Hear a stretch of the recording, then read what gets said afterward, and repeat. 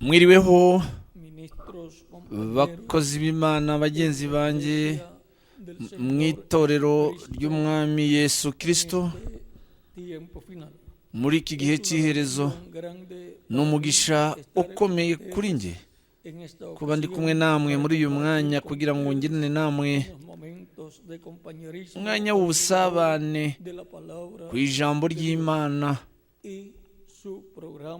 ndetse no kuri porogaramu yayo ijyanye n'iki gihe cy'iherezo.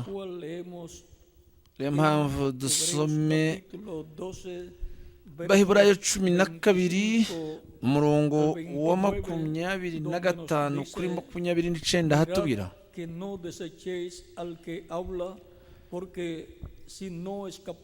mwirinde mutanga kumva iyo ivuga, ubwo bandi batakize kuko banze kumva Iyababuriye iri mu isi, nkanswe twebwe niba dutera umugongo ituburira iri mu ijuru.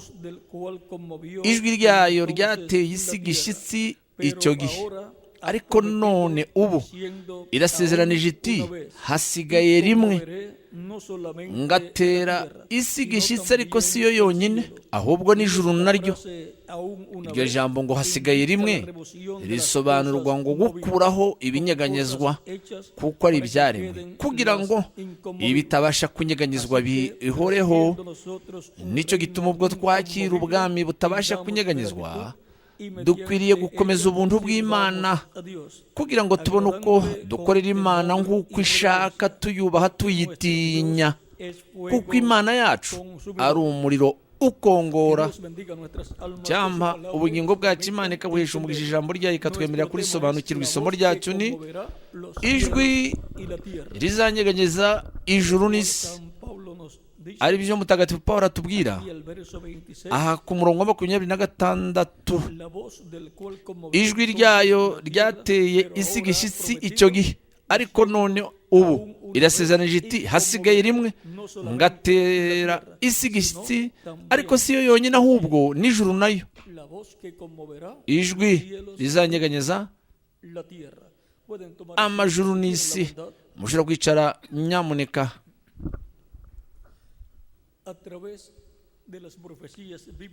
Mu buhanuzi bwa Bibiliya bujyanye n'igihe cy'iherezo turabona ko Imana yavuze ko izanyeganyeza uyu mubumbe w'isi ndetse ikananyeganyeza n'amajuru nayo. Noneho muri uyu mwanya reka turebe ubu buhanuzi bwose bwo muri Bibiliya, kandi twibonere ubwiru bw'ijwi rizanyeganyeza amajuru n'isi. N'ijwi ry'Imana biciye mu mwuka wera. Iryo ni ryo jwi yavugiye biciye mu bahanuzi bo mu isezerano rya kera, ndetse n'iryo jwi rimwe niryo abenshi mu Baheburayo banze kumva, abo mu gihe cya Mose, ndetse n'Abaheburayo benshi mu gihe cy'abandi bahanuzi. Gature muri Zakariya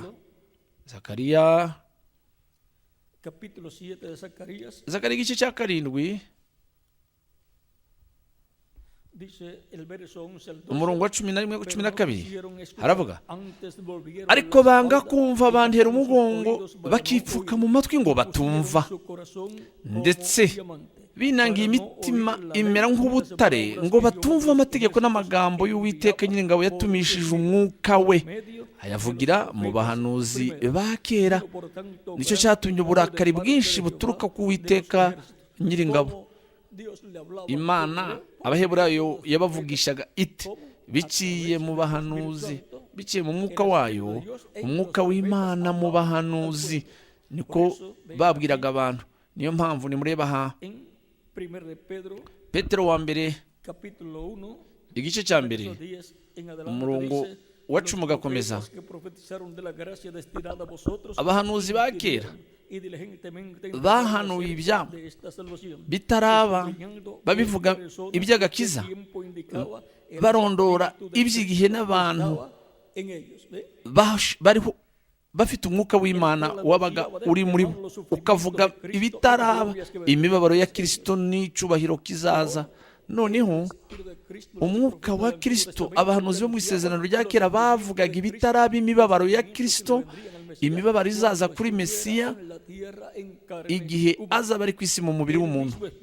Umwuka ubwe wari muri Yesu ni wa mwuka umwe, ni nawe wari mu bahanuzi bo mu isezerano rya kera, uvuga ibitaraba, ibintu utangaza ibiza mu kuza kwa Mesiya no igihe cyo kuza kwe. Ariko nimurebe n'imibabaro bavugaga mbere y'igihe imibabaro ya Kristo ndetse n'icyubahiro kizayikurikira. Ni ukuvuga ngo ntabwo bavugaga imibabaro gusa, ahubwo bavuga n'ubwiza, icyubahiro kizakurikira iyo mibabaro. Nyuma y'uko kubabara, Kristo yarazutse, hawe ubwiza, kandi hanyuma yo kubana n'abigishwa be iminsi nka 40, hanyuma turabona ko yazamutse mu ijuru imbere y'abigishwa be bose, kandi bari nk'abantu 500 abari bari aho. Abakorinto ba mbere 15:6, nuko arazamuka yicara mu ijuru, uburyo bw'Imana mu ijuru, aho ni icyubahiro cya Mesiya gusa. Noneho nyuma mu ngoma y'imyaka 1000, icyo cyose ni icyubahiro n'ubwiza bwa Mesiya ndetse n'imigisha ku bizera Kristo bose. Noneho turebe, wari umwuka wa Kristo mu bahanuzi, nibo wavugaga ubwo buhanuzi. Nimurebe Abaheburayo 1:3, haravuga ngo kera Imana yavuganye n'abasogokuruza mu buryo bwinshi no mu bihe byinshi, ivugiye mu bahanuzi. Yavugaga iti biciye mu mwuka wayo wera, ariko binyujije mu bahanuzi. Naho muri iyi minsi y'imperuka yavuganiye natwe mu mwana we uwo yaremesheje, akaba n'umuragwa wa byose, ndetse ni nawe ubwe yaremesheje univers ahabaho hose. Umuragwa w'ibyaremwe byose ninde? Ni Yesu Kristo. Kandi aravuga ati nawe yaremesheje univers ahabaho hose. Imana yaremye univers gute? Biciye muri Yesu Kristo. Imana nta na kimwe yakoze mu mpitagihe, nta na kimwe irimo ikora none mu gihe kiriho, nta n'ikizakora mu nzagihe keretse bibaye bikorewe muri Yesu Kristo umucunguzi wacu. Ariko Imana ntabwo ikorera mu bantu se, yego, ariko ni umwuka wa Kristo muri abo bantu bose ivugiramo, ikoreramo porogaramu y'Imana. Byose bikorwa na Yesu Kristo. Yesu Kristo mu mwuka wera niwe wakomeje kuba hagati mu itorero rye. Iyo niyo mpamvu Zakariya igice cya 4 yatubwira, yamweretse igitereko cy'amatabaza 7 ndetse n'ibiti 2 by'imyelayo n'amashami 2 y'imyelayo avamo amavuta ameze nk'izahabu, cyangwa se imbere y'urwo rwabyo nyamukuru. Mwumva nyuma aravuga ati ntabwo ari kubw'imbaraga cyangwa ingabo, ahubwo ni kubw'umwuka wanjye, ni kubiteka avuga. Igitereko cy'amatabaza 7 n'itorero ry'umwami Yesu Kristo. Imyelayo 2, nta imyelayo 2 y'ibyahishuwe igice cya 11 ngaha bivuga. Byahishuwe 11 harabivuga mu buryo busesuye ku mugaragaro. Bavuga 11:3, abahamya banjye 2 nzabaha guhanura bambaye ibigunira iminsi 1260 bambaye ibigunira. Abo bahamya nibo biti 2 by'imyelayo n'ibitereko by'amatabaza 2 bihagarara imbere y'umwami w'isi. Kandi iyo umuntu ashatse kubagirira nabi, umuriro bava mu kanwa ukotsa abanzi babo, kandi ntihagira umuntu ushaka kubagirira nabi, uko niko akwiriye kwicwa. Bafite ubushobozi bwo gukinga ijuru ngo imvura itagwa mu minsi yo guhanura kwabo, kandi bafite ubushobozi bwo guhindura amazi amaraso no guteza isi ibyago byose uko bashatse. Ibyo ni imbaraga z'ikirenga kugenzura ibyaremwe. Ibyo bisobanuye ko ubukozi burimo bukorerwa ibitangaza ni ubukozi bw'imyelayo 2, ubukozi bwa Mose na Eliya, ndetse bazaba bamaze kuba adopte. Ubwo ni ubukozi bw'imyelayo 2 bwabaye adopte, bahawe ububasha, bahinduwe, mbere bazaba ari hagati mu itorero ry'umwami Yesu Kristo, ndetse nyuma yaho bazajyana ubutumwa ku bayuda, bazahamagara bakusanyirize hamwe abaheburayo 142 ibihumbi 12 muri buri muryango. No muri Zakariya igice cya 4 murebe turabona imyera ibiri, umwe mu ruhande rw'undi mu wundi, igitereko cy'amatabaza. Igitereko cy'amatabaza ni itorero ry'umwami Yesu Kristo, shushanya itorero ry'umwami. Kandi mu rusengero umwami Salomo yubatse, nihe hari abakerubi babiri b'imbaho z'imyelayo basigirije zahabu mu mwanya w'ahera cyane, ariho hahagarariye igihembwe cya nyuma cy'iherezo cy'itorero ry'umwami Yesu Kristo, aricyo gihe cyagenewe iki gihe cy'iherezo, kuko itorero ry'umwami Yesu Kristo ni urusengero rwo mu mwuka, aribwo Kristo yakomeje kubaka kuva mu gihembwe ujya mu kindi gihembwe. Niyo mpamvu mutagatifu Petero atubwira, Petero wa mbere igice cya 2 umurongo wa 4 ugakomeza, aratubwira muri uburyo bukurikira. Reka tuhasome kugira ngo tubone ishusho isesuye. Nimumwegere, niwe buye rizima ryanzwe n'abantu, ariko ku Mana ryaratoranijwe riba ry'igiciro cyinshi. Namwe mwubakwe nk'amabuye mazima kugira ngo mube inzu y'umwuka, n'ubwoko bw'abatambyi bwera bwo gutambira ibitambo by'umwuka bishimwe n'Imana ku bwa Yesu Kristo. Noneho mureba, Imana irimo irubaka inzu, urusengero, ingando, urusengero n'amabuye mazima. Aho ni irimo abantu, hari n'amabuye mazima, kuko ibuye rikomeza imfuruka, ibuye ryanzwe n'abigisha bakuru, inama nkuru y'abayobozi b'idini n'abatambyi. Ntabwo ryari ibuye risanzwe, yari Yesu Kristo umucunguzi wacu, umwana w'Imana, ndetse n'abana b'Imana bose n'abahungu b'Imana ni amabuye mazima, nabo nibo bashyirwa he? Mu rusengero rwo mu mwuka rwa Yesu Kristo, urwo Yesu Kristo arimo yubaka. Pawulo yavuze ati, ntimuzi ko mwe muri urusengero rw'Imana, kandi ko umwuka w'Imana utuye muri mwe? Noneho kandi aratubwira itorero nk'urusengero rwo mu mwuka. Noneho kandi aravuze ngo utsembe urusengero rw'Imana, Imana izamutsemba nawe. Niyo mpamvu tubona ko mu gihe cy'iherezo ibihano by'Imana by'akaga gakomeye bizaba ari umunsi wo guhora kw'Imana yacu. Umunsi wo guhora kw'Imana ni umunsi Imana izahorera amaraso y'abera bayo, abapfuye baziriza idini, baba ari mu itorero ry'umwami Yesu Kristo kimwe nabo mu baheburayo bishwe. Iyo niyo mpamvu Imana ivuga mu gice cya 22 gutegeka kwa 2 32, Imana iravuga aho,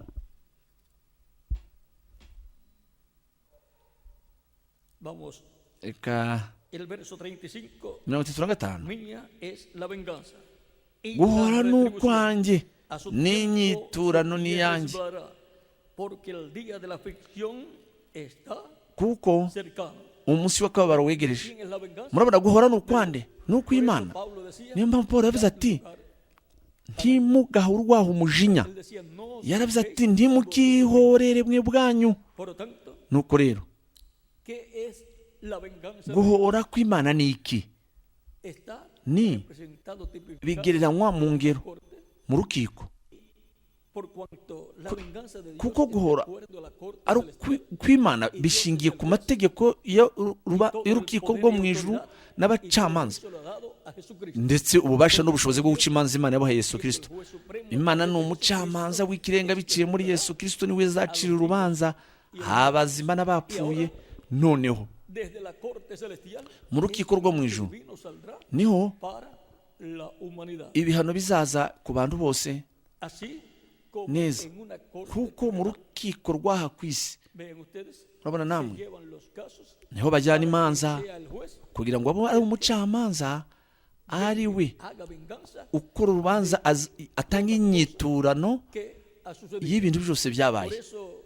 niyo mpamvu urukiko ntirwemera ko abantu ubwabo bihorera ngo wenyine yicira urubanza. Umucamanza niwe ugomba gukata, agaca imanza agakatira. none Imana umucamanza mu rukiko rw'ikirenga ngo ntimukihorere guhora n'ukwanjye, niyo izitura buri wese ibihwanye n'imirimo ye. none mureba,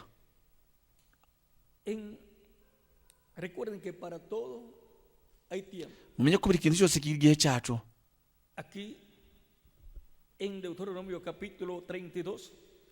Gutegeka kwa 2:32-39 ukomeza, nuko mumenye yuko jyewe ubwanjye ari jye Mana. Mumenye yuko jye ubwanjye ari jye Mana, kandi yuko nta yindi Mana ifatanya nanje. Ni jye wica, ni jye utanga ubugingo. Nakomerekeje ni jye ukiza, ntawubasha gukiza uwo mfashe mu kuboko kwanjye. Nuko manika ukuboko kwanjye nkagutunga mu ijuru, nkarahira nti kuko ari ukuri yuko mporaho iteka ryose. Uko ntyaje inkota yanjye irabagirana, ukuboko kwanjye kugafata amateka, nzahora ababisha banjye, nzitura abanyanga. Inkota yanjye izarya inyama, nzasindisha imyambi yanjye amaraso y'abishwe n'ay'abafashwe mpiri, n'ay'imitwe y'abatware n'ababisha. Banyamahanga mwishimane n'ubwoko bwayo, kuko izahorera amaraso y'abagaragu bayo, igahora ababisha bayo, kandi izahongerera igihugu cyayo n'ubwoko bwayo. Mose araza avugira amagambo yose y'iyo ndirimbo mu matwi y'abantu, afatanijwe na Yoshuwa mwene Nuni.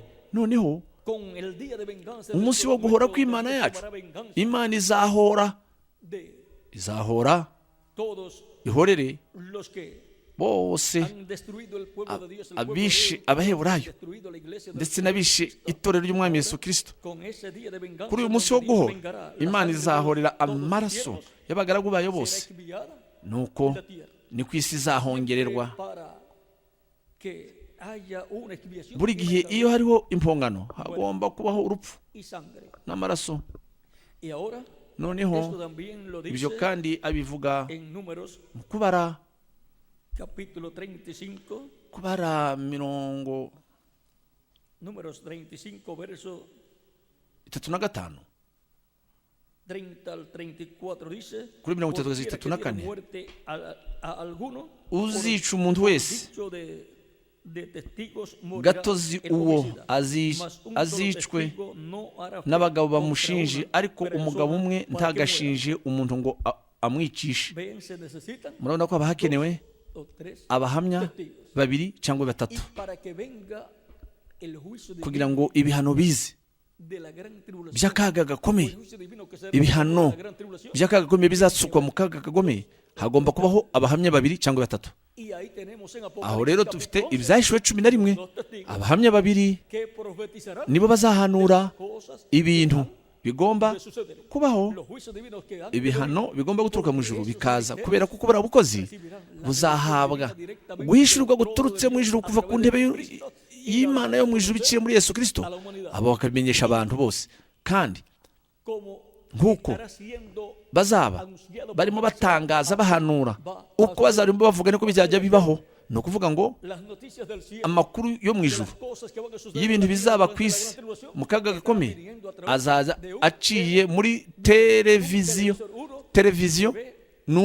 ubona ibyo abandi batabona. Umuhanuzi ni televiziyo, ni umuntu ucakira ufata ibiba mu ijuru ku Mana akabimenyesha abantu. Uwo ni uwohereza mu itumanaho ry'ijwi ry'Imana.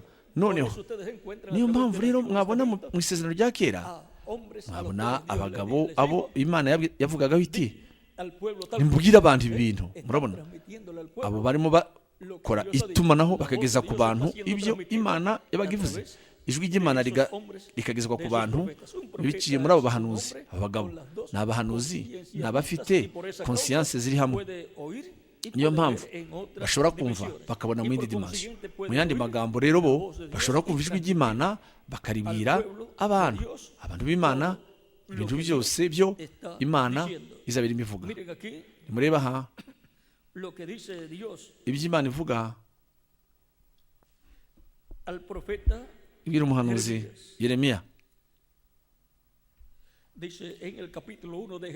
Yeremiya igice cya mbere ku 10.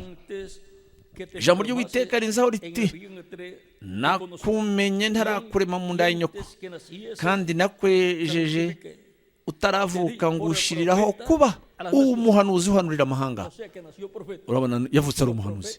Abahanuzi ntabwo bigira abahanuzi kuko bize cyane, ntabwo bigira abahanuzi kuko basenze cyane, ahubwo bavuka ari abahanuzi. Bavuka bafite conscience zombi ziri hamwe. Abo bantu bavuka bafite conscience ziri hamwe, abandi bantu bo bavuka bafite conscience zitandukanye. N'abahanuzi bo ziba ziri hamwe, niyo mpamvu ari maso babona mu kindi kirere bakanahumva. Ndetse akomeje bati, nuko ndavuga ati, nyamuneka Nyagasani Yehova, dore sinzi kuvuga, ndi umwana. Ariko Uwiteka arambwira ati, wivuga uti ndi umwana, kuko abo nzagutumaho bose uzabasanga, kandi icyo nzagutegeka cyose nicyo uzavuga. Murabona uva mu ijwi ry'Imana aha muri iki cyanditswe ni Yeremiya. Aravuga ati, ntukabatinye kuko ndi kumwe nawe kugira ngo nkurokore, niko Uwiteka avuga. Uwiteka yereko arambura ukuboko kwe ankora ku munwa, maze Uwiteka arambwira ati, nshize amagambo yanjye mu kanwa kawe. Nihe Imana ishira ijambo ryayo mu kanwa k'umuhanuzi uwo yatumye muri buri gisekuru cyangwa se muri buri dispensation. Gutegeka kwa 2 igice cya 18 kuri 15 19, aho ngaho naho aratubwira ku bijyanye n'abahanuzi ndetse no ku bijyanye n'umuhanuzi Mesiya. Mu gutegeka kwa 2:18 murebe uko atubwira. 18:15 Uwiteka Imana yawe izabahagurukiriza umuhanuzi umeze nkanjye, ukomotse hagati muri mwe, muri bene wanyu, azabe ari we mwumvira. Kuki Mose avuze ngo abe ari we mwumvira? Impamvu nuko ijwi ry'Imana riba ririhe umuhanuzi uwo yatumye. Iyo umuntu yumva umuhanuzi uwo Imana yatumye, igihe umuntu arimo icyo gihe uburimo wumva Imana, uburimo wumva ijwi ry'Imana, umujyi umwe rivuye mu mubiri w'umuntu.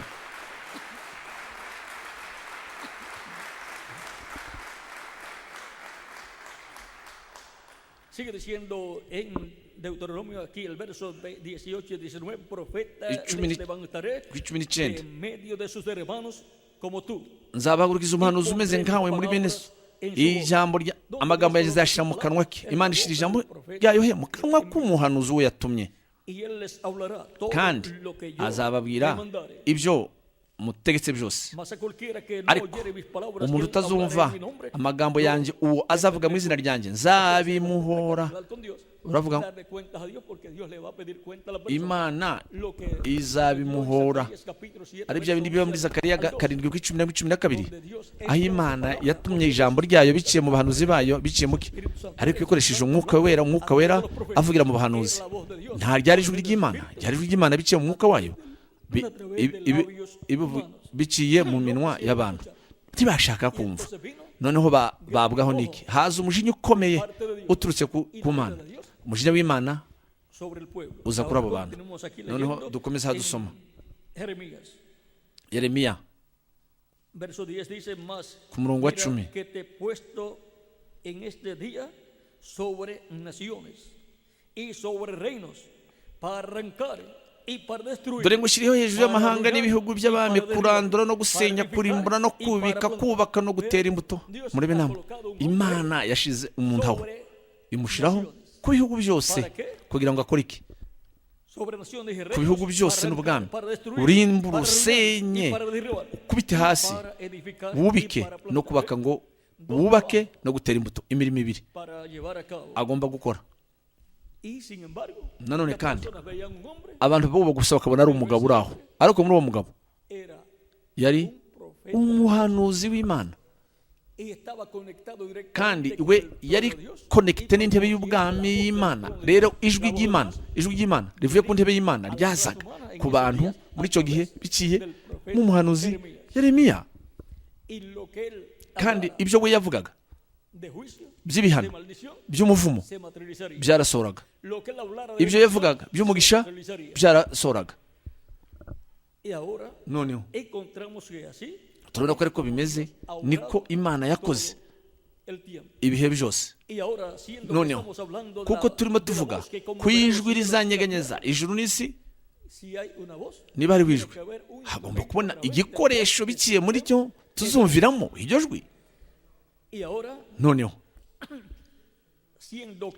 kubera ko ijwi rizanyeganyeza ijuru n'isi, mu yandi magambo, rigomba kuba rifitanye isano n'ibihano bizazira ibiremwa abantu, bizatangizwa na mutingito ukomeye uzanyeganyeza isi. Ni ukuvuga ngo kizaba ari ikintu gikomeye kizabaho, ariko ibyo ntibiraba. Kubera iki? Kubera ko ukwihangana kw'Imana ni ukugira ngo habeho agakiza kuri abo bose bazemera Kristo nk'umucunguzi wabo, bakagira uruhare ku itorero ry'umwami Yesu Kristo. Kuko kwihangana kw'Imana kwabayeho mu gihe cya Nowa, uhereye igihe Imana yabwiye Nowa ngo igiye kurimbura abantu. Nyuma yaho haciyeho imyaka 120. Abantu bashobora kuvuga bati, Nowa ibyo yakomeje kubivuga hashize imyaka 20, hashize imyaka 10, 20, 30, avuga bimwe gusa ariko ntibibeho. Ariko niki cyabaye? Ntabwo Imana yarimo yihanganira abo batizera, kwari ukwihangana kw'Imana yihanganira Nowa, kuko Nowa yari umwizera. Kwihangana kw'Imana kuri Nowa yari mwihanganiye. Kubera iki? Kubera ko Nowa yari akirimo yubaka inkuge kandi yari atarasoza. Noneho nk'iyo Nowa agira imyaka 500 y'ubutinde, Imana ari gutegereza imyaka 500. Nowa nk'iyo atinda imyaka 50, rero iyo myaka 50 ntiyari umwuzure ntibari kuza, kugira ngo Nowa yinjire mu nkuge acika umwuzure ugiye kuza. Imana buri gihe igira inzira yo gucika ibihano biturutse mu ijuru. Iyo nzira ni iyihe? Ifitiye ku munsi wa nyuma yo gucika ibihano by'Imana no guhindurwa kwacu no kuzamurwa kwacu. Mu guhindurwa tuzajyana na Kristo mu birori by'ubukwe bw'umwana w'intama. Noneho icyo gihe tuzaba dufite imyaka 3 n'igice y'ibirori bikomeye by'umwana w'intama mu ijuru, aho tuzaduhabwa ingororano zikomeye, mu gihe abantu bo aha ku isi bazaba barimo baca mu bihano by'akaga gakomeye. Noneho buri gihe habaho inzira, uburyo bwo gucika. Abacitse mu gihe cya Nowa nuko bumvise ijwi ry'Imana muri icyo gihe, kandi mu kindi gihe, igihe haje kurimbuka ku biremwa abantu, ni bande bacitse? Nabumvise ijwi ry'Imana. Ni bande bacitse igihe kurimbuka kwa Yerusalemu kwaje? Ntabari bumvise ijwi ry'Imana biciye muri Yesu Kristo. Igihe babonye Yerusalemu izengurutswe n'abasirikare, Kristo arababwira ati, nimubona Yerusalemu izengurutswe n'abasirikare, kurimbuka kuzaba gushitse. Uzaba ari hanze ntakaze muri Yerusalemu, uzaba uri muri Yerusalemu azasohoka ave muri Yerusalemu. Murabona Luka 20:21. Abizera Kristo bari bari imbere muri Yerusalemu, bavuye Yerusalemu. Generale w'Umuroma Tito iyo myaka 2 yose yazengurukaga Yerusalemu, yabahaye amahirwe yo gusohoka. Murabona imbabazi z'Imana ariko zari zimeze kugira ngo abari bumvise ijwi rya Kristo, ijwi ry'Imana biciye muri Yesu Kristo, noneho bashobore gusohoka. Kuko Kristo yari yabivuze ngo nimubona Yerusalemu abasirikare bayigose, uzaba ari imbere mu mujyi azawuvemo. Urumva? Rero hagomba kubaho amahirwe akaryo ko gusohokamo. Ni ukuvuga ngo nubwo bagiye ari batoya bake, ariko Imana yakoze ku mutima wa General Titus kuri bandi, kuri abo bizera Kristo bari bumvise ijwi ry'Imana biciye muri Yesu Kristo. Imana biciye mu mwuka wayo wera yari imivugira muri Yesu Kristo mu bukozi bwe bw'aha ku isi. Imana yavuze inshuro nyinshi mu buryo bwinshi, mu buryo butandukanye, ivugana na basogokuru mu bahanuzi, naho ku munsi w'imperuka yavuganye natwe mu kanwa k'umwana wayo, ari we yaremesheje akaba n'umuragwa w'ibyo yaremwe byose, ari nawe yaremesheje univere. Urabona, biciye mu Yesu Kristo, ni mu Yesu Kristo yaremye univere. Yohana igice cya mbere 1:18 hatubwira ibyo ngibyo. Mbere na mbere hahozeho ijambo, ijambo yahoranye n'Imana, kandi ijambo yari Imana. Ubu niwe wahoranye n'Imana mbere. Ibintu byose byaremwe nawe, nta na kimwe cyaremwe kitaremwe nawe. Murabona, murumva? Nuko rero turabona ko ibintu byose Imana yakoze ibikorera biciye muri Yesu Kristo. None si Imana ishobora ite gukora ibintu byose muciye muri Yesu Kristo, kandi Yesu Kristo adahari? Igihe yaremye univere, umubiri wa Yesu Kristo wari utaravuka, ariko Kristo yari umubiri umeze nk'uw'abamarayika. Niyo mpamvu yashobora kuvuga mu gice cya 8:56-58 muri Yohana ati, Aburahamu sogokuruza wanyu yabonye umunsi wanje aranezerwa. Abibonye aranezerwa, Abayuda baravuga bati, wowe utarageza n'imyaka 50 ukavuga ngo wabonye Aburahamu? Kristo aravuga ati, mbere ya Aburahamu abaho ndiho. Kristo ariho ate mbere ya Aburahamu? Yari marayika w'isezerano, marayika wa Yehova. Kristo marayika w'isezerano. Murabona ahangaha muri Maraki igice cya 3 yaravuze ngo uzaza hanyuma ya Yohana, uwo Yohana yateguriraga inzira. Nimurebe muri Maraki icyo atubwira uyu muntu wari we. Maraki igice cya 3:1, dore ndatuma integuza yanjye izantegurira imbere inzira. Uyu message ninde? Iyi ntumwa ninde? Ni Yohana Umubatiza. Ibyo byamaze gusohora. Kandi umwami mwifuza azaduka mu rusengero rwe, marayika w'isezerano uwo mwimwifuza, dore araje, niko Uwiteka Nyiringabo avuga. Ninde marayika w'isezerano yarinde? Marayika wa Yehova. Niwe wabahaye amategeko ishyanga ry'Abaheburayo ku musozi Sinayi. Niyo mpamvu Mutagatifu Pawulo avuga Imana ko yatanze amategeko yaha abantu, ariko hatumwa abamarayika. Abaheburayo igice cya 2 nako no mu byakozwe n'intumwa. Abaheburayo 2:2, ijambo ryabwiwe n'abamarayika ryari rikomeye, kandi kutaryumvira abantu bagahabwa ingaruka zabyo. Twe tuzabasha gukira gute nitutirinda, nitumva dutita ku agakiza gakomeye ako twatangarijwe mbere? Aba babashije kubyumva batakize. Noneho turabona ko ijambo ryavuzwe n'abamarayika ni ijambo ryavuzwe na marayika wa Yehova, marayika w'isezerano, ariwe Kristo mu mwuka we, mu mubiri we bameze nk'abamarayika. Noneho reka turebe aha igice cya 7 igitabo cy'ibyakozwe n'intumwa 7:53.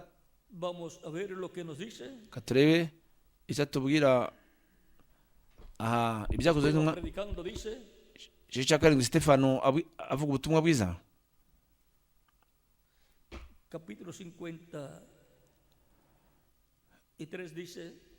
Murongo 53 ibyakozwe n'intumwa 7, ndetse imbere yaho buke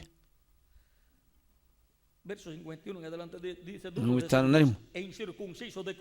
Yemwe abatagonda ijosi mwe, abatakebwe mu mitima no mu matwi, iteka murwanya umwuka wera. Murabona, barwanya buri gihe umwuka wera kuva mu isezerano rya kera guhera icyo gihe. Uko basekuruza wanyu bakoraga niko namwe mukora. Ninde mu bahanuzi basekuruza wanyu batarenganije? Bishe abavuze ibyo kuza kwa wa mukiranutsi bitari byaba, none namwe mwaramugambaniye muramwica, kandi ari mwe mwahawe amategeko n'abamarayika ntimwayitondera. Noneho kubwo gutumwa n'abamarayika, marayika wa Yehova, marayika w'isezerano, marayika wa Yehova ugaragara aha kuva 3 na muri 23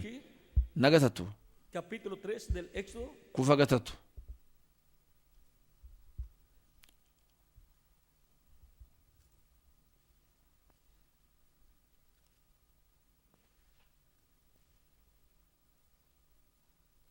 capítulo 3 del Éxodo nos dice, kuva igice cya gatatu aratubwira,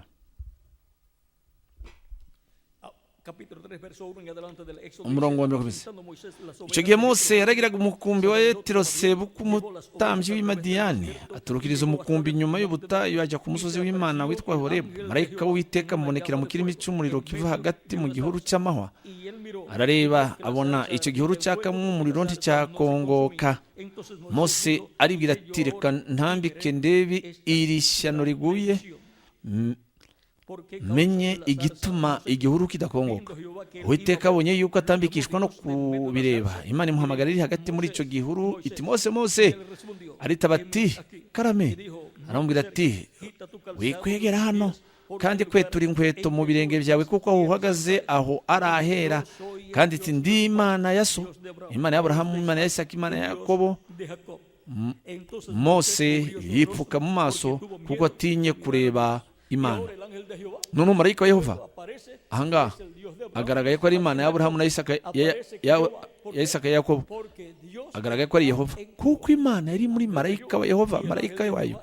Marayika wa Yehova ni Kristo mu mubiri we umeze nk'uw'abamarayika. por eso también cuando Niyo le mpamvu pregunta cuál es su igihe nombre, yabajije ngo witwa nde, amuha ingombajwi enye ariyo ya, ha, wa, por ha. nombre. Amubwira ko ari ryo zina rye. Noneho En nyuma el capítulo 23, mu gice cya 23 Éxodo, kuva versos 20 al 23 dice, kuri 23 aquí yo envío mi ángel delante aravuga de ati, ti para que te guarde dore en el ndatuma camino marayika y te imbere yawe. conduzca en lugares que yo he preparado. Guárdate delante de él y oye su voz. dore ndatuma marayika imbere yawe akurindire mu nzira akujyanaho nakwitegereje, umwitondeye mu mwumve. None Imana avuze ngo mwumvire ijwi muri marayika ye, marayika wa Yehova, marayika w'isezerano. Kubera iki? Porque Dios Kuko Imana izaba irimo ivugira muri marayika wayo. guárdate delante de él y oye su voz. Mumwitondeho mumwumvire ntimukamugomere, kuko atazababarira ibicumuro byanyu, kuko izina ryanjye riri muri we. ¿Dónde está el nombre de Dios? Izina ry'Imana riri he? Muri marayika we, De Jehová. marayika wa Yehova. Por eso cuando Iyi niyo mpamvu igihe yaje marayika wa Yehova mu mubiri w'umuntu siendo precursado por Juan el Bautista, yategurijwe na Yohana Umubatiza, marayika wa Yehova igihe yagaragaye mu mubiri w'umuntu, ¿qué sucedió? niki cyabaye? Yaravuze ati, Yohana 5:43, ati, naje mu izina rya data No me recibí. ntimwanyemera, Cuando otro venga en su undi nazaza mu izina rye, uwo nguwo muzamwakira. Uwo wundi ni antikristo, pecado, umugabo w'umunyacyaha, ari we pueblo hebreo abaheburayo recibirá. bazamwemera. Recuerden que cuando Mwibuke ko igihe Kristo fue juzgado yaragiye gucibwa urubanza por Pilato, na Pilato, y Pilato luego le dice Pilato nyuma a los judíos, abwira abayuda, porque ellos pidieron la kuko barimo basaba ko bica Kristo bamubambye. Pilato arabaza ati, de matar es de crucificar. nice mbamba umwami wanyu? Bo baravuga ati, twe nta wundi mwami dufite ngiretse Kayisari gusa. Murumva, César Kayisari es ni un Un- emperador, umutegetsi wa cami pertenece ubarirwa al reino mu bwami de los gentiles, bw'abanyamahanga. por consiguiente Mu yandi magambo, línea akomoka del reino mu babilónico, murongo w'ubwami bw'i Babuloni, nyuma de la etapa bwagiye buca mu bihembwe buva mu gihembwe cy'i Babuloni bajya mu gihembwe cy'Abamedi n'Abaperesi, buva mu gihembwe cy'Abamedi n'Abaperesi bujya mu gihembwe cy'ubutegetsi bwa cyami bw'Abagiriki, hanyuma bijya mu gihembwe cy'ubutegetsi buva mu Bagiriki bujya mu gihembwe cy'ubutegetsi bwa cyami bw'Abaroma. de la cabeza de Ni oro, ukuvuga ngo bwavuye mu mutwe w'izahabu bugera ku gituza cy'ifeza, de bronce, inda n'ibibero by'icyuma las piernas by'umuringa, hanyuma ibirenge by'ibyuma, hanyuma ibirenge bifatanye ibumba n'icyuma. Muri uwo murongo y'ubwami bw'abanyamahanga naho Kayisari. dicen que no tiene. None bo baravuze ngo nta wundi mwami bafite ngeretse Kayisari. Por lo tanto, Nuko rero urabona, de ese reino, muri ubwo bwami nibwo el anticristo, antikristo, el hombre de umugabo umunyacaha akomokamo, a ese uwo ellos bo recibirán. bazamwemera. Eso ya es una profecía. Ubwo bwamaze kuba ari ubuhanuzi kera. Nuko rero Eso ibyo es de esa manera. bizaba, nuko niko bimeze. Rero Cristo Kristo fue rechazado yaranzwe, y hubo un propósito. hariho intego muri ibyo. Tenía que efectuarse el sacrificio Yagombaga de expiación por gutamba los pecados igitambo cy'impongano ku bw'ibyaha de todos los hijos e ku bana b'abahungu n'abakobwa b'Imana bose banyanyagiye mu isi yose. neza, kuko muri isezerano rya kera batambaga impongano y'icyaha ku munsi w'itariki 10 z'ukwa karindwi buri mwaka, bagatamba amasekurume y'ihene y'ibitambo. Nuko abihanaga ibyaha byabo bakaka Imana imbabazi, bakegera Imana, bakaronka imbabazi z'Imana kubarirwa kw'ibyaha, abo bagakomeza kwiyunga n'Imana. Utabikoze atyo ntihane ibyaha bye, ntazi yababaye mu bugingo bwe kuba yarakoze icyaha ku Mana, akihana ibyo byaha ku Mana, ubundi yiyunze n'Imana, uwo yatakazaga uburenganzira bwo kubaho undi mwaka.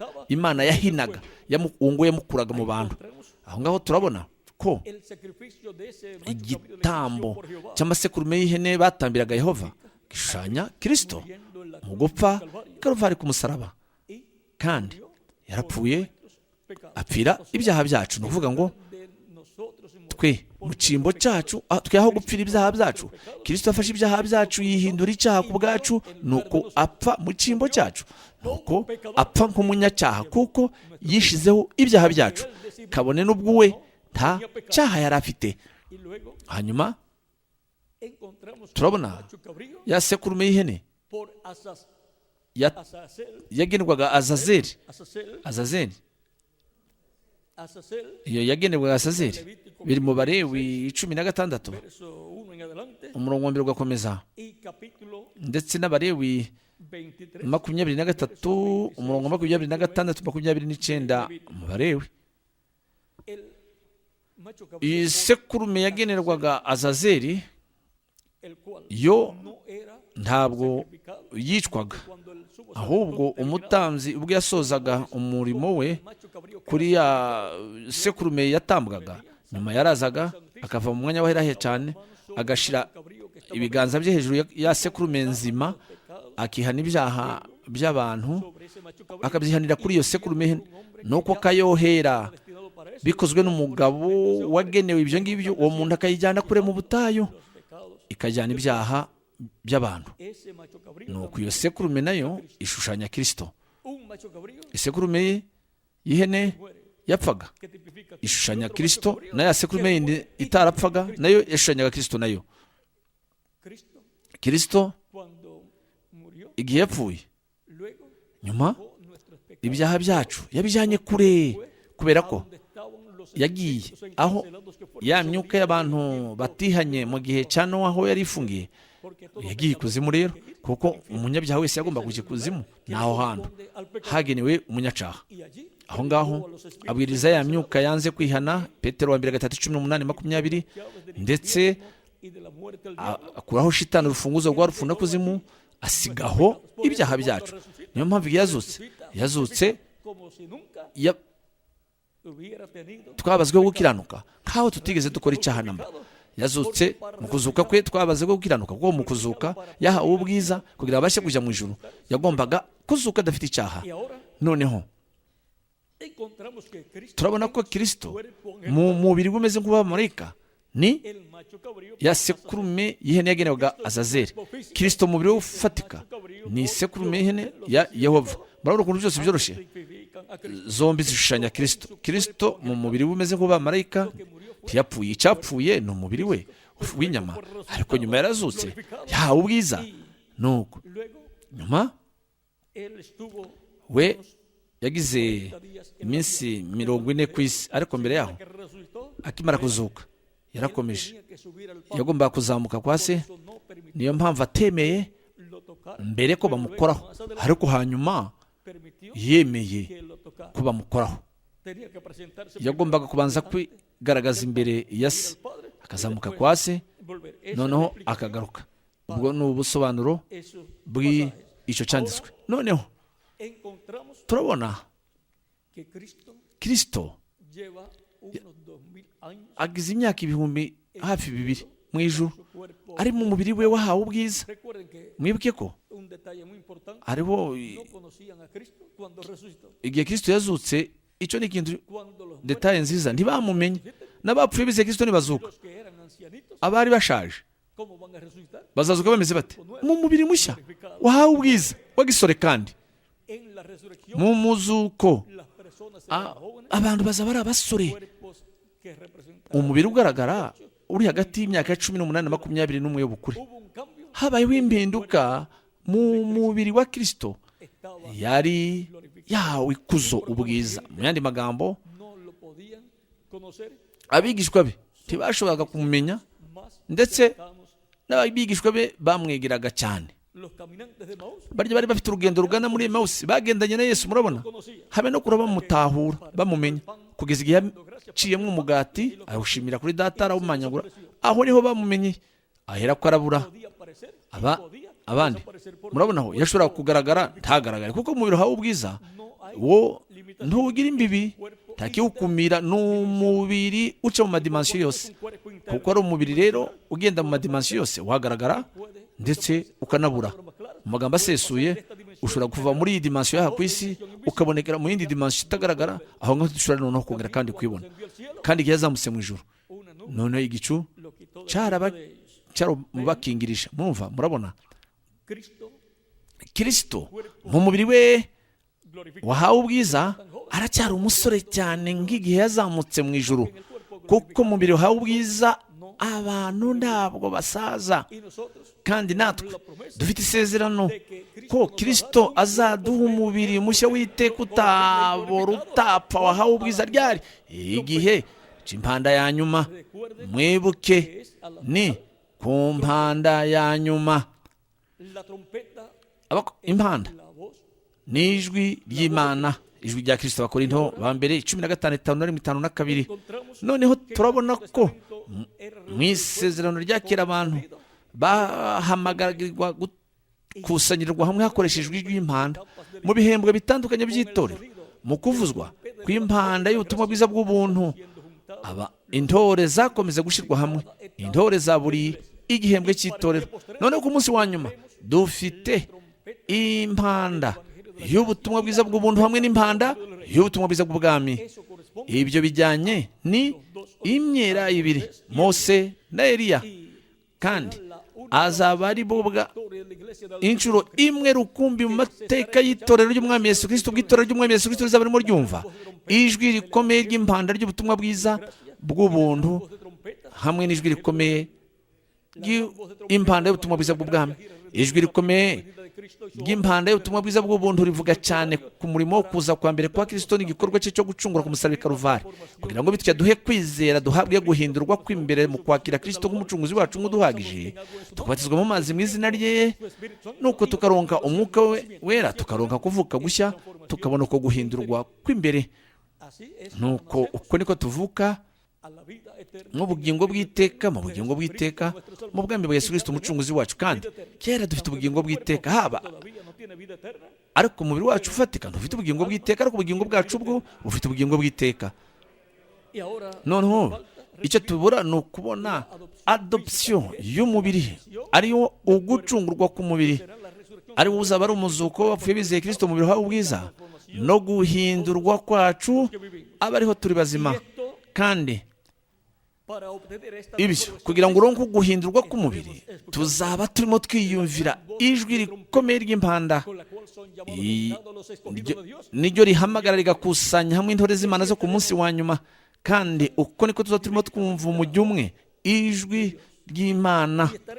Tuzarimo turimo turonka ubumenyi bw'ibi bintu byose bigomba kubaho vuba, kuko ijwi ry'Imana rizaba ririmo rivuga ibintu byose bigomba kubaho vuba, ndetse unabariramo n'ibihano bizaturuka ku Mana bizagwirira ibiremwa abantu. Noneho tureba mu gitabo cy'ibyahishuwe Yohana, yahishuwe Yohana igice cya 4, Kristo hamwe n'iryo jwi rikomeye ry'impanda aravuga ati, zamuka uze hano kandi nzakwereka ibintu bigomba kubaho hanyuma y'ibyo. Nuko hanyuma kugira ngo turonke ubumenyi bw'ibintu byose bigomba kubaho,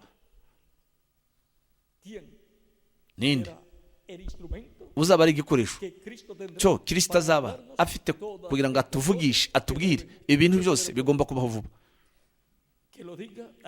Kristo nabivuga, Kristo ubwe wenyine. Niba abivuze rero, twebwe ntabwo tugomba gutangaho ibitekerezo namba. Ibyahishuwe igice cya 4:26 arambwira ati, amagambo nayo kwizera kandi nayo kwizerwa kandi nayo kuri. Umwami Imana itegeka imyuka y'ubuhanuzi yatumye marayika wayo kugira ngo yereke abagaragu bayo ibintu bigomba kubaho vuba. biciye muri marayika w'umwami Yesu Kristo. Niho itorero ry'umwami Yesu Kristo rizaba ririmo ryumvira ibintu byose bigomba kubaho vuba. Itorero rizumva ubwiru bw'ibi bintu byose bigomba kubaho vuba muri iki gihe cy'iherezo. Mu byahishuwe 22:16 naho Kristo aravuga ati, jewe Yesu ntumye marayika wanjye guhamiriza mwebwe ibyo kubw'amatorero. Nicyo gishyitsi cya Dawidi n'umwuzukuruza we, kandi rye nyenyeri yaka mu ruturuturu. Noneho watumwe na Yesu Kristo kugira ngo atange ubuhamya bw'ibintu byose bigomba kuba vuba ni marayika w'umwami Yesu Kristo. Biciye muri uyu marayika, ni muri we Kristo azaba arimo yigaragaza mu mwuka wera hagati mu itorero rye, kandi azaba arimo atubwirira muri wo ibintu byose bigomba kubaho vuba. Yohana Mutagatifu 13:20 Kristo aravuze ati, nukuri ndababwira ati, uwemera uwo natumye abanyemeye, kandi unyakira aba yakiriye uwantumye. Noneho ninde uyu watumwa kugira ngo atange ubuhamya bw'ibintu byose bigomba kubaho vuba? Ni marayika w'umwami Yesu Kristo. Kandi bizashoboka bite ko twumva twakira Kristo uwo azaba yatumye, tukaba turimo twakira Kristo? Mu yandi magambo, tukaba turimo twakira uwo Kristo yatumye Data,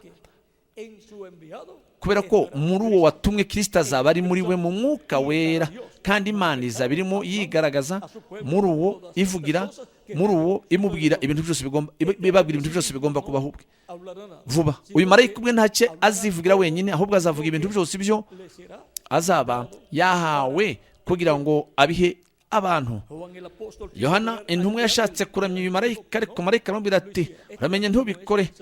Uyu marayika ntabwo ari umwami Yesu Kristo, ni umuhanuzi, kandi ari mu mubiri wa kimarayika. Imana ni Imana y'imyuka y'abahanuzi. Umwuka ni umubiri wo mu kindi kirere usa n'uyu wacu, ariko mu kindi dimension.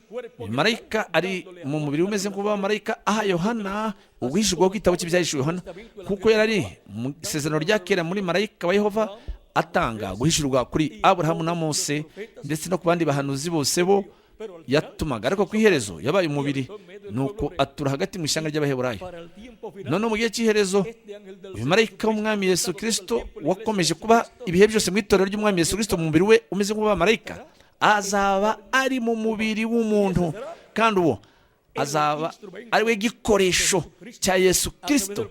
Biciye muri we Kristo azamuvugiramo ibintu byose bigomba kubaho vuba, kandi ijwi ry'Imana Data biciye muri Kristo umwuka wera rizaba ririmo rivugira muri marayika we mesaje, kandi iryo rizaba ari ryo jwi rizanyeganyeza atari isi gusa, ahubwo n'ijuru naryo.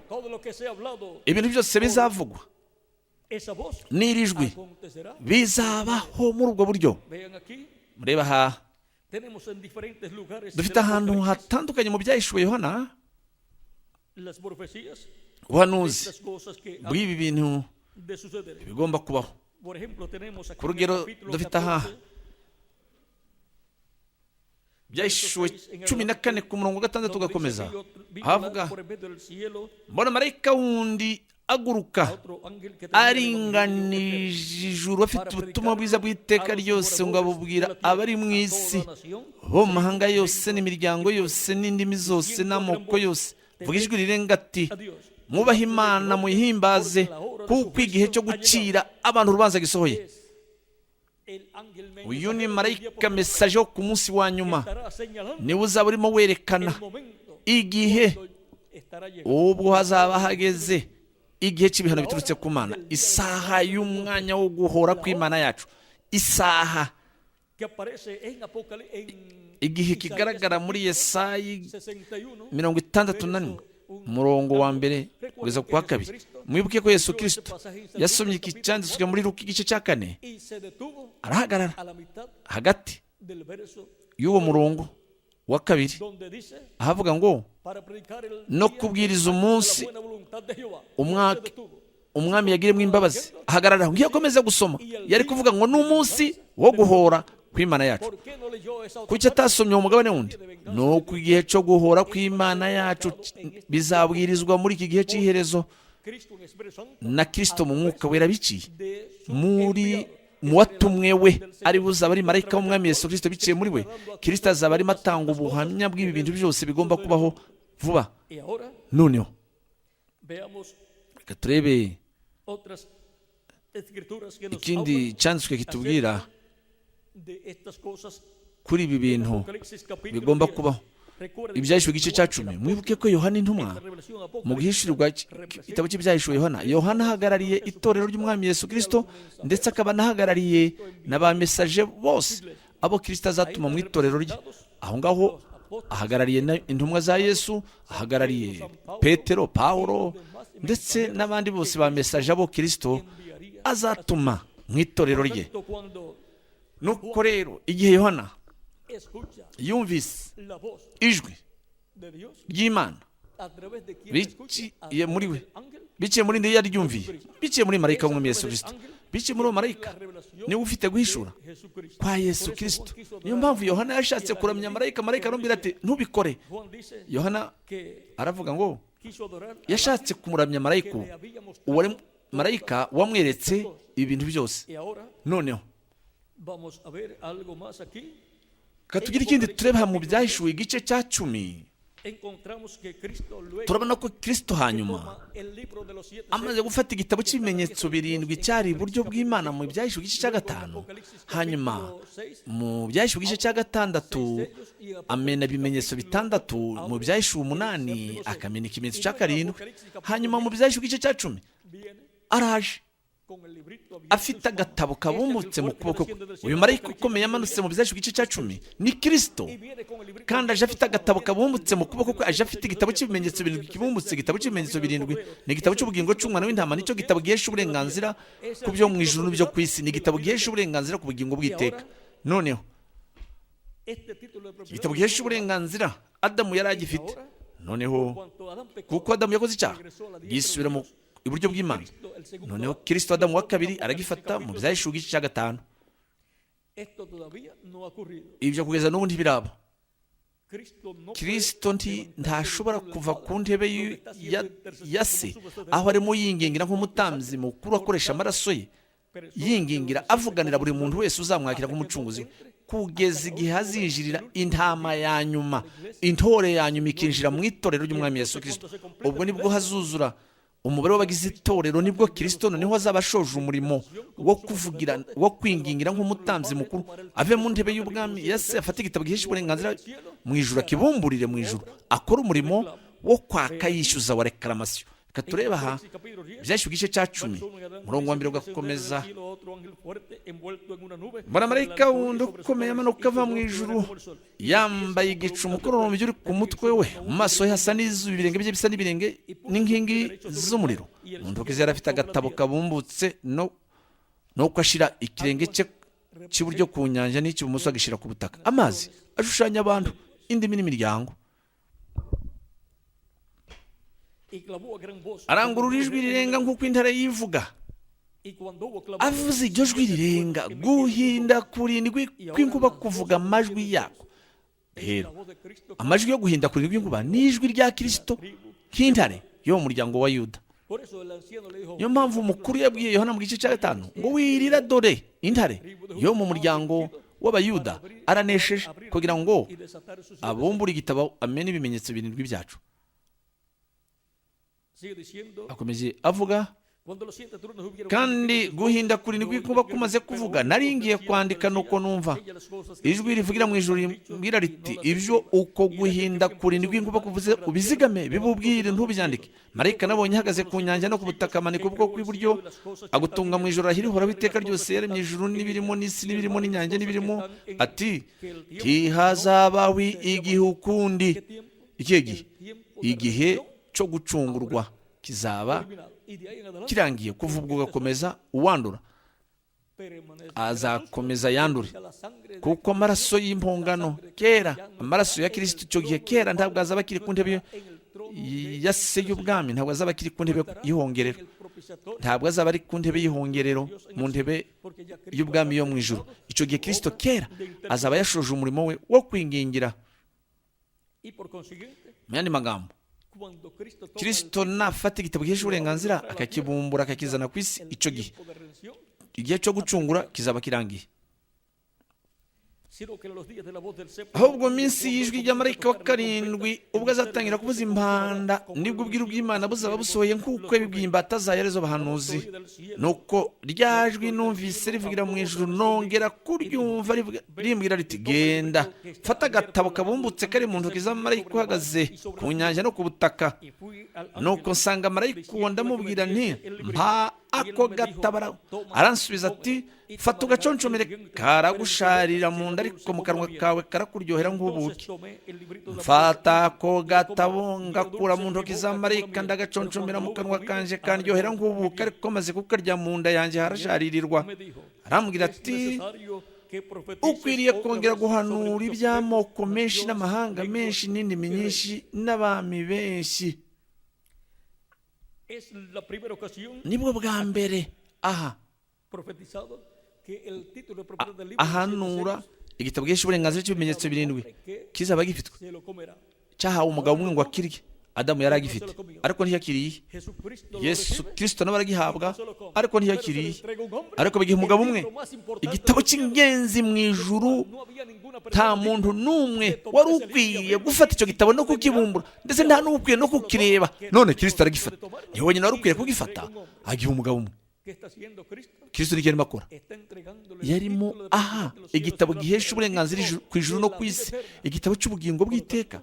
Mu yandi magambo, iki gitabo, icyo gitabo kitabonetse ntabwo habaho umuzuko, nta nubwo habaho guhindurwa kw'intore. Hakenewe ko Kristo afata igitabo gihesha uburenganzira mu ijuru akizane ku isi, agiha umugabo umwe, kandi uwo mugabo ahabwa itegeko ryo guhanurira ibihugu byinshi, indimi n'imiryango. None mu byahishwe 11 ubwo bukozi naho bwari buri bwa gihanuzi. Byahishwe 11 ku murongo wa 3 gakomeza.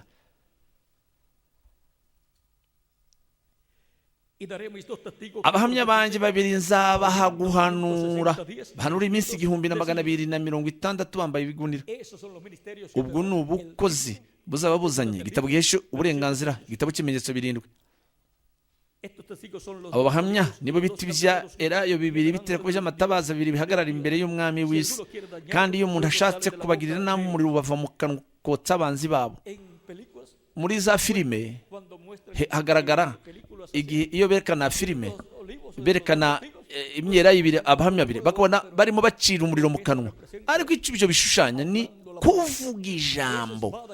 Inkota iva mu kanwa k'uyu uhetswe n'ifarashi mu bizahishwe 19, ndetse n'inkota y'umwana w'umuntu bizahishwe igice cya mbere ni ijambo. Noneho bazaba bafite ijambo rirema kugira ngo barivuge, kandi icyo bavuze kikabaho, kuko bazaba bafite ijwi rizanyeganyeza ijuru n'isi. Noneho tubonye aho ijwi rizanyeganyeza ijuru n'isi riri mu bukozi bwa gihanuzi bw'imyera ibiri, ubukozi bwa gihanuzi bw'uyu uzarya igitabo gihesha uburenganzira, igitabo cy'ibimenyetso birindwi, riri muri uyu uzaba afite ubutumwa bw'ijwi rikomeye ry'impanda yo ku munsi wa nyuma. Iri jwi rikomeye ry'impanda ni mesaje ya gihanuzi, ubutumwa bw'Imana biciye muri Kristo Mwuka Wera, biciye muri mesaje wa nyuma, muri marayika umwami Yesu Kristo. Muri uyu marayika w'umwami Yesu Kristo Mwuka Wera ni wo wonyine ugira ubukozi gusa. Umwuka Wera azaba arimo akora ubwo bukozi, kandi azaba arimo avuga, kandi icyo azaba arimo avuga azaba ari ijwi ry'Imana. Rizaba ari ijwi ry'Imana, niryo jwi rizanyeganyeza amajuru n'isi. Twabonye ko byose byoroshye cyane, byose biroroshye cyane, ariko kandi byose byahishwa aha muri Bibiliya, mu gitabo cy'ibyahishuwe Yohana no mu bindi bitabo byo muri Bibiliya. Murabona muri Matayo 24:31 Kristo aravuze ati, azatumisha abamarayika b'ijwi rikomeye ry'impanda, kandi bazakusanyiriza hamwe intore ze. Uburyo bumwe bwo gukusanyiriza hamwe intore ku munsi wa nyuma ni biciye mu bamarayika b'umwana w'umuntu, ariyo myera y'ibiri, ni abasigwa babiri bahora bahagaze imbere y'Imana. Ubu ni ubukozi bwo ku munsi wa nyuma, biciye muri bwo ijwi rizanyeganyeza amajuru n'isi rizaba ririmo ritubwira ibi bintu byose bigomba kubaho vuba. Nuko rero tube turi maso, twitaye ku ijambo ry'Imana rijyanye n'iki gihe cy'iherezo. Turi mu gihe cy'iherezo, ubwo Kristo arimo ahamagara agakusanyiriza hamwe intore ze za nyuma zo mu itorero rye, hanyuma azahamagara akusanyiriza hamwe intore ze zo mu baheburayo, aribo 144 by'abaheburayo. Aho niho bagaragara mu Byahishuwe igice cya 7. Marayika uriya aje afite ikashe y'Imana nzima, niwe uzahamagara agakusanyiriza hamwe 144 by'abaheburayo. Ibyo biri mu Byahishuwe igice cya 4 umurongo wa 2 ugakomeza. Marayika uje ufite ikashe y'Imana nzima. Ikashe y'Imana nzima ni iki? Ni umwuka wera. Marayika aje afite umwuka wera muri we, wigaragaza, atubwira, aduha ubumenyi bw'ibi bintu byose, kandi azanahamagara 144 by'abaheburayo. Iyo niyo mpamvu bagerageje guhindurira abaheburayo kuri Kristo, ntibabishoboye, kabone n'ubwo abaheburayo za miliyoni miliyoni bemeye Kristo nk'umucunguzi wabo. Ariko 144 by'abaheburayo 12,000 muri buri muryango, nta n'umwe wabigarurira Kristo keretse gusa marayika uje afite ikashe y'Imana nzima, uje afite umwuka wera, biciye muri we azaba arimo ijwi rizanyeganyeza amajuru n'isi. Kandi turi mu gihe cy'iherezo, mu gihe ubwo mbere azaba ari mu itorero ry'umwami Yesu Kristo ijwi rizanyeganyeza amajuru n'isi, kandi rizaba riri muri marayika w'umwami Yesu Kristo. Turi mu gihe gikomeye kandi cy'ubwiza kuruta ibindi bihe byose. Kandi kuki ijwi rizaba ririmo ritubwira, ijwi rizanyeganyeza ijuru amajuru n'isi, kuki rizaba ririmo rivugira mu itorero? Kugira ngo aduhe kwizera kuduhesha guhindurwa no kujyana na Kristo mu birori by'ubukwe bw'umwana w'intama, kugira ngo aduhe uku kwizera. Nuko bityo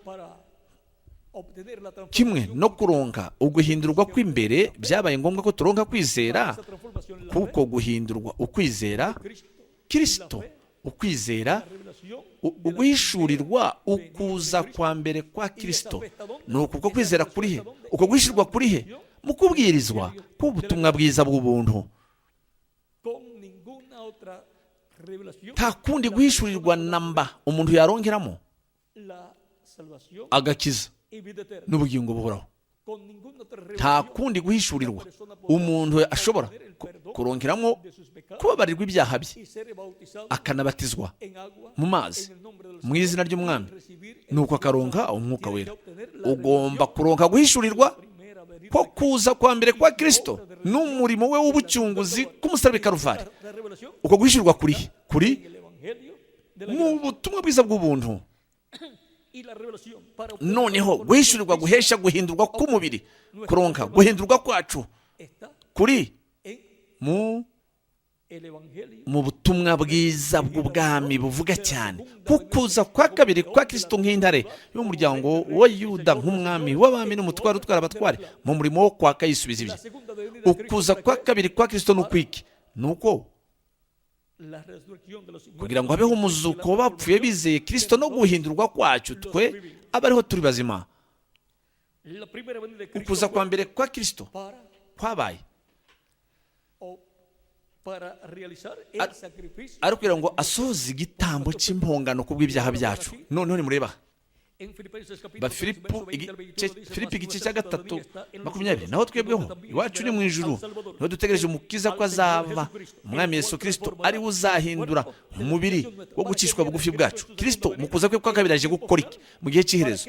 Kuki tumutegereje? Kugira ngo ahindure imibiri yacu, ari buzahindura imibiri yacu yo gucishwa bugufi, kugira ngo ayishushanye n'umubiri we w'ubwiza, kugira ngo tumere kimwe n'umubiri we wahawe ubwiza. Abantu benshi baribwira ngo bazazamurwa hamwe na Kristo badafite umubiri wahawe ubwiza. Nta zamurwa ryabeho, nta kuzamurwa kw'itorero kwabaho, kandi ntabwo hatabayeho guhindurwa guhindurwa ntikubaho hatabayeho kuza kwa kabiri kwa Kristo. Nuko rero turi mu gihe gikomeye cy'ubwiza kuruta ibindi bihe byose byabayeho. Ntabwo hazabaho ubumenyi bw'ubwiru bwo kuza kwa kabiri kwa Kristo keretse biciye mu ijwi rizanyeganyeza amajuru n'isi. Ijwi rizanyeganyeza amajuru n'isi ni ijwi ry'Imana biciye mu mwuka we wera binyuze muri marayika we mesaje yo ku munsi wa nyuma aduha mesaje, ubutumwa bw'ijwi rikomeye ry'Imana. Mesaje ubutumwa bwiza bw'ubwami hamwe n'ubutumwa bwiza bw'ubuntu. Mesaje ubutumwa bubiri bwa dispensation. Iyo ni imvura y'itumba n'imvura y'umuhindo bigwira ku itorero ry'Umwami Yesu Kristo. Imvura z'inyigisho hamwe n'imvura y'umuhindo kubwiza ubutumwa bwiza bw'ubuntu. Turonka kwizera kuduhesha guhindurwa imbere.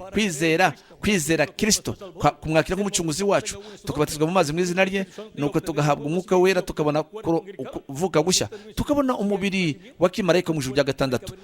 Nimba hariho kuvuka, umubiri ugomba kuvuka. Umubiri wa kimarayika witwa marayika wa Yehova utera inkambi ku bamwubaha ikabarwanirira. Ni mwene uwo mubiri yavuze abwira Roda cya gihe, igihe Petero yakomanze ku rugi, marayika amubohoye mu nzu y'imbohe, akomanga aho barimo bamusengera. Roda aravuga ati, ni Petero. Abari barimo basengera Petero baramubwira bati, oya, uwo ni marayika we. Urabona, marayika wa Petero ni umubiri wa kimarayika wa Petero. Buri mwizera Kristo wese wavutse ubwa kabiri afite marayika we, umubiri we umeze nk'uw'abamarayika. Niyo mpamvu igihe umwizera apfuye, ari umwizera Kristo yapfuye, agenda mu mubiri umeze nk'uw'abamarayika muri paradizo, akabaho ngaho kugeza ubwo Kristo azuzuza umubare w'itorero rye. Abapfuye bizeye Kristo bose abazane bari mu mibiri ifatika yahawe ubwiza bazure, naho twe aduhindure. Uko niko dushobora kubona ko muri iki gihe cy'iherezo neza kuko Imana biciye muri Kristo umwuka wera hagati mu itorero ryakomeje kuvuga, biciye mu kubwiriza ko ubutumwa bwiza bw'ubuntu yakomeje gukora. Ku munsi wa nyuma Kristo azaba arimo atuvugisha ijwi rikomeye ry'impanda, atari ubutumwa bwiza bw'ubuntu gusa, ahubwo ijwi rikomeye ry'ubutumwa bwiza bw'ubwami. Ubwo butumwa bwombi tubonamo ijwi rikomeye rya yubile, impanda ya yubile, ijwi rikomeye ry'impanda ya yubile yo mu mwuka kubw'agakiza n'ubugingo bw'iteka kubakira Kristo nk'umucunguzi wabo. Hanyuma ijwi rikomeye ry'impanda, ubutumwa bwiza bw'ubwami, kugira ngo turonke kwizera kuduhesha guhindurwa no kujyana na Kristo mu birori bw'ubukwe bw'umwana w'intama. Kubera iki? Azaba arimo abwiriza ubutumwa bwiza bw'ubuntu n'ubutumwa bwiza bw'ubwami icyarimwe muri iki gihe cy'iherezo. Nuko ku isi hazaba hakiriho abantu bo bazaba bakeneye kwakira Kristo nk'umucunguzi wabo umwe ubahagije. Nuko bemere Kristo mu kumva ukubwirizwa k'ubutumwa bwiza bw'ubuntu, nuko kwizera Kristo kuvugira mu bugingo bwabo. Nuko bizere, kuko kwizera kuzanwa no kumva ubutumwa bwiza bw'ubwami. Umutima umuntu akawizeza akabaragaho gukiranuka, ariko n'akanwa umuntu akatura akabona agakiza. Nuko rero azaba arimo akora muri uwo murimo marayika w'Umwami Yesu Kristo. Azaba arimo avuga ubutumwa bwiza, ajyana ubutumwa bwiza bw'ubuntu, ndetse kandi hamwe avuge n'ubutumwa bwiza bw'ubwami, kugira ngo aduhe kwizera kuduhesha guhindurwa, nuko no kuzamurwa cyangwa se izamurwa ry'itorero. Nuko rero itsinda ryo ku munsi wa nyuma, intore zo ku munsi wa nyuma mu itorero ry'Umwami Yesu Kristo, nibo iryo tsinda rimwe rukumbi rizaba rifite imvura ebyiri, imvura y'itumba n'iy'umuhindo. Bazaba bafite impanda zombi, impanda y'ubutumwa bwiza bw'ubuntu n'impanda y'ubutumwa bwiza bw'ubwami. Bazaba bafite byombi, ubutumwa bwiza bw'ubuntu n'ubutumwa bwiza bw'ubwami bw'Imana. Ntabwo bazaba hariho kunyuranya, guhabana k'ubutumwa bwiza bw'ubuntu n'ubutumwa bwiza bw'ubwami. Nuko rero mesaje yo ku munsi wa nyuma azaba arimo ijwi rizanyeganyeza amajuru n'isi. Uwazaba azi kumenya gutandukanya ubutumwa bwiza bw'ubuntu n'itandukaniro rihari mu butumwa bwiza bw'ubwami. Nuko rero ntabwo hazabaho na confusion, uruyobe, ahubwo hazaba hariho umucyo cyane, kugira ngo dusobanukirwe ibintu tutashoboraga gusobanukirwa mu kindi gihe, cyangwa se bitashobora gusobanukirwa mu bindi bisekuru, kubera ko byari ibintu gusa. Mu kubwirizwa k'ubutumwa bwiza bw'ubuntu nibwo bizaduhishurirwa twe. Nuko rero muri iki gihe tuzaba turimo twumva ijwi rizanyeganyeza amajuru n'isi, n'ijwi ry'Imana, ijwi ry'Imana biciye mu mwuka wera, ariko binyuriye muri marayika w'umwami Yesu Kristo. Ijwi rizanyeganyeza amajuru n'isi. Kuri iryo ryari ihirwe rikomeye cyane n'umugisha ukomeye cyane kuba ndi kumwe namwe muri uyu mwanya mbaho ubu buhamya bw'iri somo ryacu. Ijwi rizanyeganyeza amajuru n'isi. Murakoze cyane inshuti zanjye bakundwa, bakozi b'Imana, bagenzi banje dukorana mu butumwa bwiza bwa Kristo. Murakoze cyane kubwo kugaragara kwanya aha no gutega amatwi wanyu mwitonze. Intashyo zanjye muzingereze ku materaniro yanyu, kuri bene data bose mu materaniro yanyu, ndetse mumenye ko vuba Kristo asoza itorero rye, nuko guhera ubwo gakomeza tuzinjira mu gihembwe gishyashya cya porogaramu y'Imana. Kugeza ubu Kristo aracyari mu ijuru mu ntebe yo kwingingiraho. Kugeza ubu kuza kwa kabiri kwa Kristo ntikuruzura. Kugeza ubu kuza kwa marayika ukomeye ntikuraba, kubera ko Kristo aracyari mu ntebe y'ubwami akora umurimo wo kwingingira, yingingirisha amaraso ye, aho ari nk'umutambyi mukuru. Kugeza ubwo hazinjira mu itorero rye hiziye intore ya nyuma, hanyuma nibwo azahaguruka mu ntebe y'ubwami afata igitabo gihesha uburenganzira kibumburire mu ijuru, nuko akora umurimo we wa reklamasyo, kwaka yishyuza yisubiza ibye. Nuko azazana igitabo gihesha uburenganzira agihe umugabo umwe, uwo niwe uzaba ari marayika we, kugira ngo akirye, noneho ahanurira abantu benshi indimi n'imiryango. Ni ukuvuga ngo abwirize, ahanura ibihano biturutse ku Mana bigomba kuza ku bantu. Abwirize ibihano. Ni nka Mose yategetsemo, Imana yategetse Mose ngo abwirize ibihano. Imana ikamubwira iti vuga ko hazaza ibi bintu cyangwa biri. Mose ngiye atabivuga ntibyari kuza, ariko Mose akagenda akavuga, nuko ibyo bintu bikabaho. Kubera ko ni ijambo rirema ry'Imana mu kanwa k'umuntu, uwo mugabo yavuga iryo jambo bigasohora, kubera ko ni ijambo rirema ry'Imana. N'igihe Imana yavuze ngo umucyo ubeho, umucyo ubaho. Murabona ni kimwe. Noneho Imana ikavuga, irivugira mu mugabo mu bahanuzi.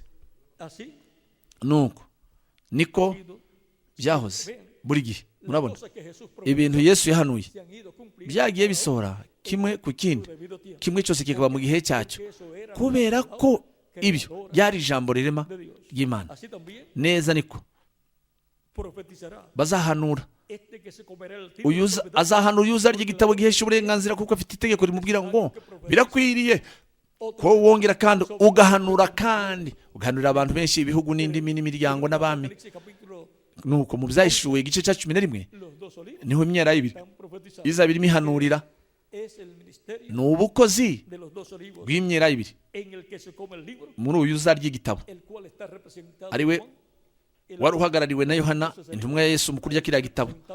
Hariya yarahagarariye marayika w'umwami Yesu Kristo ku munsi wa nyuma uzahabwa igitabo gihesha uburenganzira, nuko azakirya ahanure ibihano bigomba kuza ku isi biturutse ku Mana.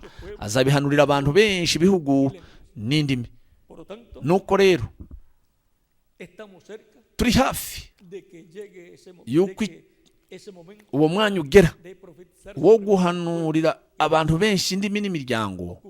Ibyo bikaba, ariko kugeza ubu ibambe riracyagutse mu ijuru. Haracyariho imbabazi z'ikirenga, ibambe mu ijuru. Turacyari muri dispensation y'ubuntu, umuryango w'ubuntu uracyabumbuye. Ariko muri Luka 13:25-26 aravuga ngo urugi ruzakingwa, nihakingwa ntawe uzinjira, habe n'umuntu n'umwe mu rugo rw'Imana, mu itorero ry'umwami Yesu Kristo.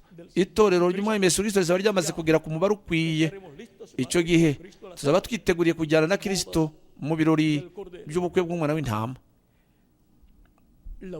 Ijwi rizanyeganyeza ijuru n'isi ni ijwi ry'Imana biciye mu mwuka we wera muri marayika w'umwami Yesu Kristo. Byoroshye cyane gusa nk'uko ha sido abierto ese misterio ubu bwiru bwarabumbuwe, ubwiru bwo mu Baheburayo 12:25-29.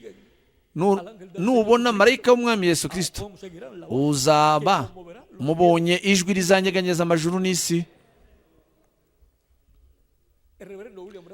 Reverend Branham igihe yavuze kuri marayika yaravuze ati, uwo ni umwuka w'umuhanuzi n'umuhanuzi.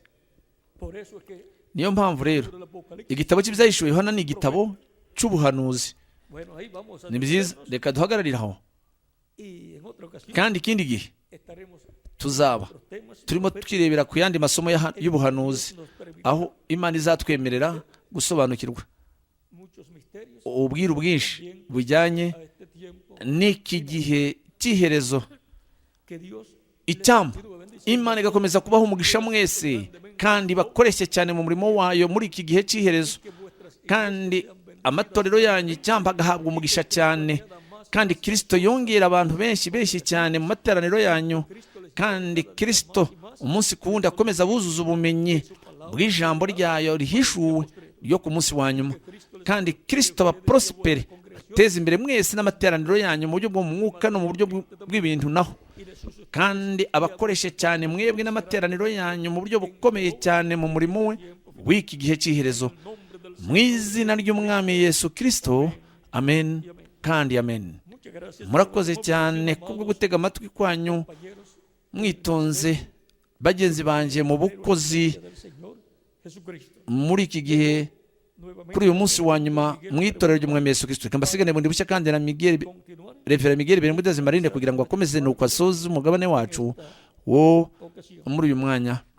Nuko hamwe natwe Reverend Miguel Bermudez-Marinde, icyampa Imana ikabaha umugisha mwese, kandi mukomeze mugire ijoro ryuzuye iyi migisha myinshi ya Yesu Kristo umucunguzi wacu.